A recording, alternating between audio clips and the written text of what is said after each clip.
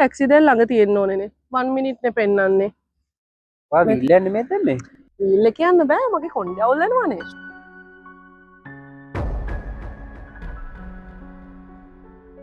Sir higher එක පටන් ගන්න කලින් මට එක විනාඩියක් දෙනවද? ඒයි සර් මම ලොකු ප්‍රශ්නයක ඉන්නේ සර්. මම හිතනවා සර් එක්ක එක විනාඩියක් කතා කරොත් මට ප්‍රශ්නෙට විසඳුමක් හම්බෙයි කියලා. ඔව් ප්‍රශ්නයක් නැහැ මොකක්ද අවුල? බලන්නකෝ සර් මගේ වයිෆ් වෙන කොල්ලෙක් එක්ක ඉන්නවා මං අද මගේ ඇස් දෙකම දැක්කා. සර්ට එහෙම වුණා නම් සර් මොකද කරන්නේ? අම්මා මම නෝ වගේ ගෑනුන් එක මොහොතක්වත් තියාගන්න නැහැ. ගහලා පන්නනවා වන්නා. වගේ ගෑනු. හැබැයි සර් ඒ කොල්ලා දන්නේ නැතුව ඇති මගේ වයිෆ් මැරි කරලා ඉන්නේ කියලා. මම මොකද්ද සර් මේකට කරන්න ඕනි? ඔයා දැන දැනම තව කෙනෙක් අමාරුවේ දාන්න ඕනේ නෑනේ බ්‍රදර්.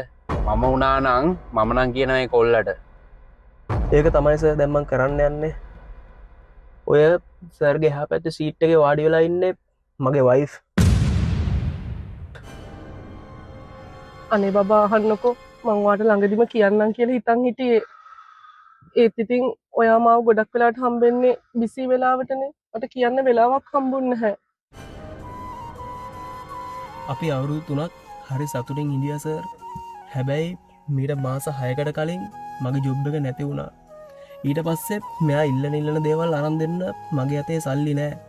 අන්න ඒ දේවල් ගන්න තමයි සර් මෙයා ඔයත් එක්ක යාළුනේ. මෙයා මාත් එක්ක යාළු වෙලා හරියට මාස 6යි.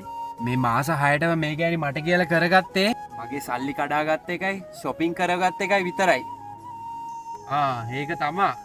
රැට කෝල් ගත්තම අම්මා ඉන්නවා කියලා ආන්සර් කරන්නේ නැත්තේ. මෙයා වෙන්නේ නැති අම්මා. දැනුත් මේ හීස් දැක් ගන්න කියලා එක්කන් ආයි මං යනවා යන්න. අනේ පොඩ්ඩක් අහන්නකෝ මේ සුපුන් පොඩ්ඩක් මං කියන දේ අහන්නකෝ මං ඇත්තට මේවා හිතා කරපු දේවල් නෙමෙයි මට සමා වෙන්න තියෙන කාලේ ළඟ ඉන්නයි නැති වුණාම පිට යන්නයි ඒකද වගේ ආදරය කියන්නේ.